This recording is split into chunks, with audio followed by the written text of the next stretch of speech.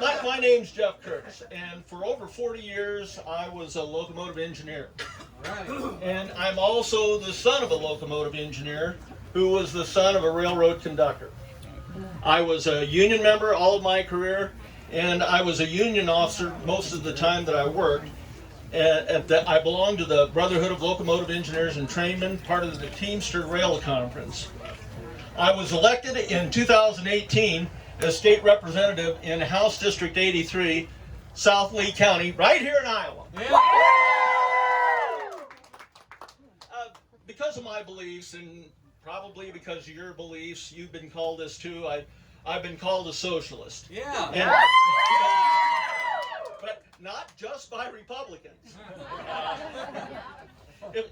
But if you look at what social investment has accomplished, we've gone from the horse and buggy era to putting a man on the moon in less than 70 years. Almost every major innovation in our society that you can think of, from the personal computer to the internet, most of our pharmaceuticals, and much, much more has been developed in our public universities and other public institutions.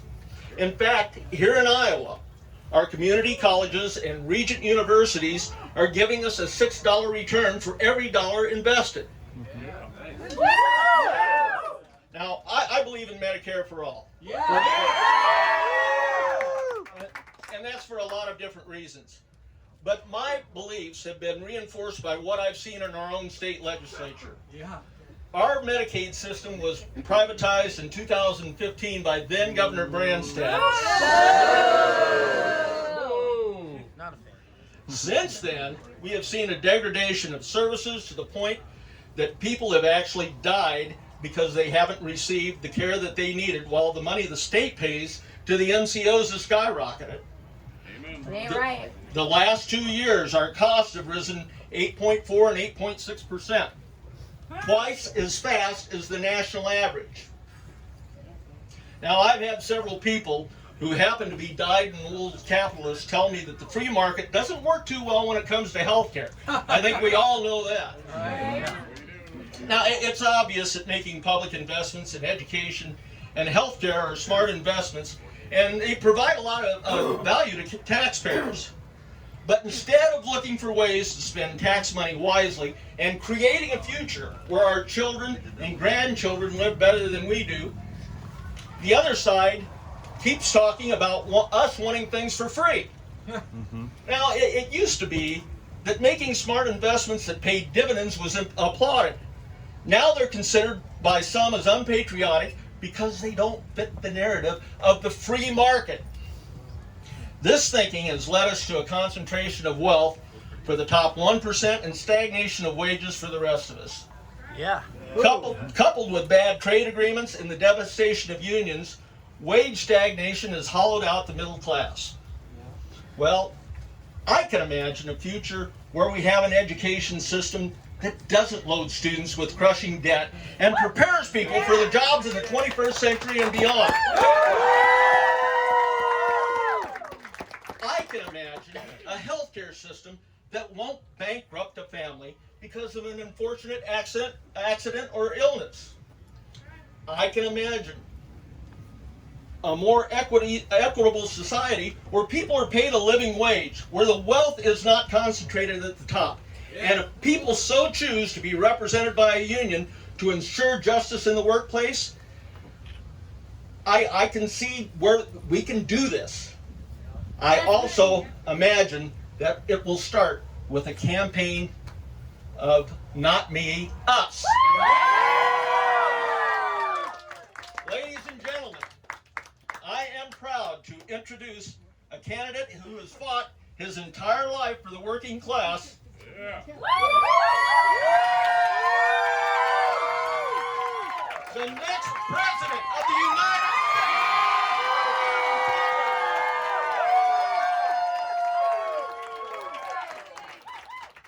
Let me thank Jeff for that generous introduction, and let me thank all of you. No, thank you. No, thank you. No. All right. We're in this together, right? Not me, us. That's right. And I understand that you guys have been on the phone a little bit, Yeah. knocking on doors. 27,000 calls. That's incredible. And that's why we're going to win this election here in Iowa and throughout this country. I am very proud. I drove in here and I saw 1 million Joe Biden signs and all these other. We didn't have any. That's great. We want those signs not to be here in a field, but on people's lawns. And you're doing the real work, and that is the real work. Communicating with fellow Iowans, talking to them on the phone, knocking on doors. That's how we win.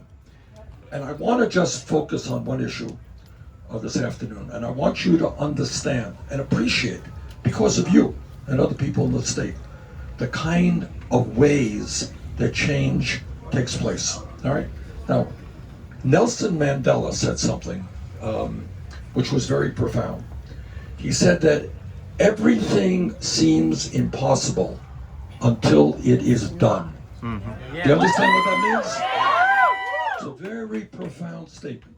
And what it means is that whenever we think big, we're told, oh, don't be ridiculous, it can't be done, it's impossible, too many obstacles in the way. And then after it's done, people say, hey, no big deal, you know. We all agreed with that. All right? And that's what he meant by that. And I want you just to take a moment to think about what you, here in Iowa, and you've led the country in this, have helped do in the last 4 years. Think about it. 4 years ago, when I came here to this state, I said that people should not be forced to work for starvation wages. We have to raise the federal minimum wage to $15 an hour. And I was told, and at that time, best that anybody in Congress was talking about was like $12 an hour. Most were talking about $10 an hour. Some were talking about $9 an hour. It's true. That's true. No. Okay? That doesn't help. Today, 7 states have passed the $15 an hour minimum wage. The U.S. House of Representatives has passed a $15 an hour minimum wage. And most Americans understand that we need a $15 an hour minimum wage. All right? That happened because the people of Iowa said, you know what? We can't make it on, was it 7 1/4 here? Yeah. Or $8 or $9 an hour. You said that, and the people all over the country said, well, maybe it's not such a crazy and radical idea. You know? Thank you, Iowa. 4 years ago, I came to this state and I said, you know what? Given where we are now with a competitive global economy, we have to rethink public education in America. No longer good enough from K through 12. We have to make public colleges and universities tuition free. Oh, Bernie, that is such a crazy idea. Nobody in America would agree with that radical idea. Well, it turns out that all over the country, states are moving, I think 11 or 12 states. You may have seen in the papers, I don't know if it got here, the state of New Mexico. The governor there has just declared that public colleges and universities will be tuition free in New Mexico. California is moving that way, New York State is moving that way, Tennessee is moving that way. In other words, such a radical idea until it is done. And here is another issue, an issue I'm spending a lot of time talking about, and that is the need to end the international disgrace of the United States being the only major country on earth not to guarantee health care to all people as a human right. Oh, Bernie, this is not what America is about. We love paying twice as much per person on health care as do the people of any other country. We just love paying our premiums. Oh, and those out-of-pocket expenses? Oh my God! We usually have a family party. Hey, dear, we just spent $2,000 out of our own pocket. Let's celebrate. Okay? Meanwhile, 30,000 people in this country die each year because they can't afford health care. 500,000 people go bankrupt every year because of medical bills. 87 million are either uninsured or underinsured. And we pay by far the highest prices in the world for prescription drugs. This system is indefensible. And the only reason we are having this debate is not to do with the debate over healthcare. It has everything to do with the healthcare industry last year making $100 billion in profits. And they have unlimited resources to spend in trying to defeat us. Well, you know what? At the end of the day, we're going to win this fight. Yeah. And I want you, this is, I'm speaking from my heart here. 20, 30, 40 years ago, depending on your age, when your grandchildren and your kids talk to you about politics, you tell them that you were in the forefront of the fight that helped lead to guarantee health care to every man, woman, and child in this country. And you should be very proud. You should be very proud of what you're doing. Iowa goes first, and when Iowa speaks, the rest of the country listens, and you are speaking loudly. Healthcare is a human right. Yeah. Other point that I want to make is, we have a president. I don't want to waste a lot of time talking about Donald Trump. He's not worth the time. But you have a president who believes that climate change is a hoax. He's a hoax. I believe that Donald Trump is a hoax. But what I also believe, and I want you to be proud of this, because you're part of this team, is that, it seems to me there are three approaches toward dealing with the global crisis of climate change. Number one, you could take the Trump view and work with the fossil fuel industry to ignore the reality of climate change and to make, in fact, the bad situation worse. Green New Deal now! Okay, that's what Trump is doing. The second approach is what many Democrats are doing. They're saying, well, yes, of course, climate change is real, but you got to be realistic. You just have to, you can't overdo it. Well, and the third approach is to listen to the scientists. And that is what we are doing. We are listening to science. And what the scientists tell us is that we have an unprecedented global crisis that is already causing enormous damage. You all know this. You've seen what happened in the Bahamas. You've seen just what happened in Texas in unprecedented floods. You saw what happened in Puerto Rico a few years ago. You're seeing what's happening all over the world in terms of South Dakota. Okay. Happening here. All right. Well, we can go on. I guess Vermont. Right, but it's going on all over the world. Desperate poverty is increasing in developing countries because people can't grow the food or drink the water that they used to be able to do. All right. Be proud.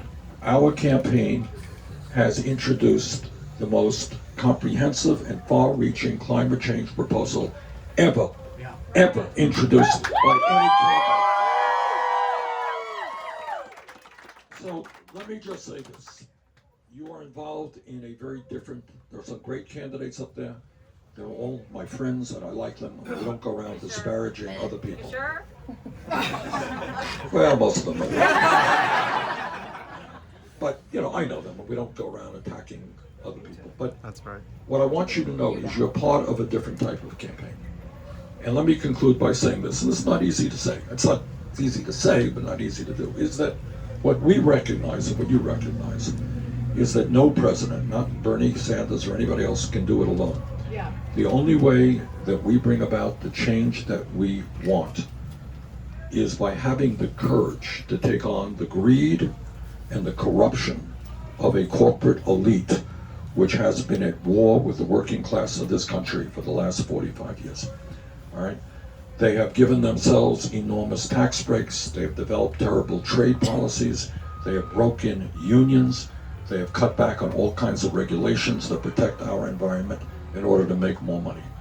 And what this campaign says, that we are not afraid. We will take on Wall Street. We will break up the major banks. We will take on the insurance companies, and we're going to move to Medicare for all.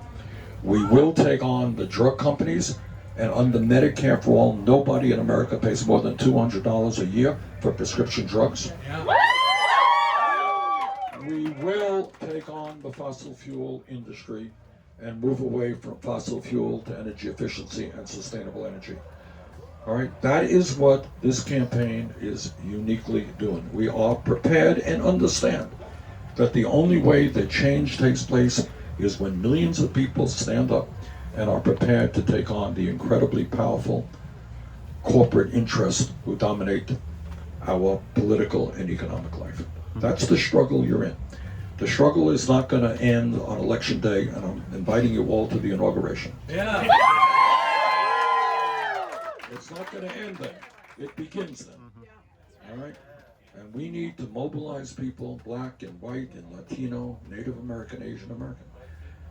So you are involved in an unprecedented historical effort in an unprecedented moment in American history.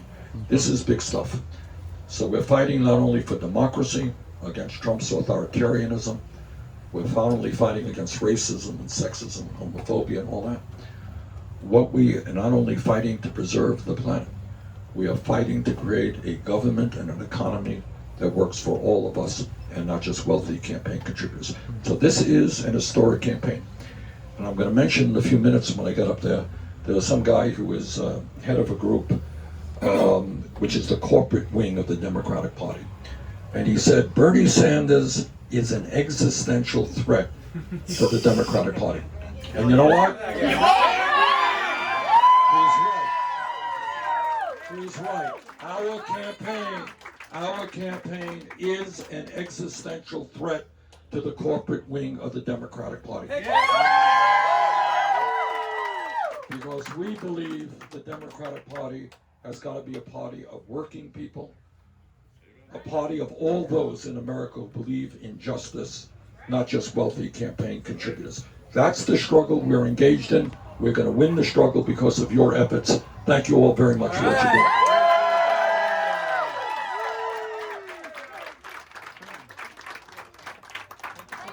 Thank you, Senator. Thank you so much, Senator. Thank you so much. All right, y'all, here's the deal. We're about to go in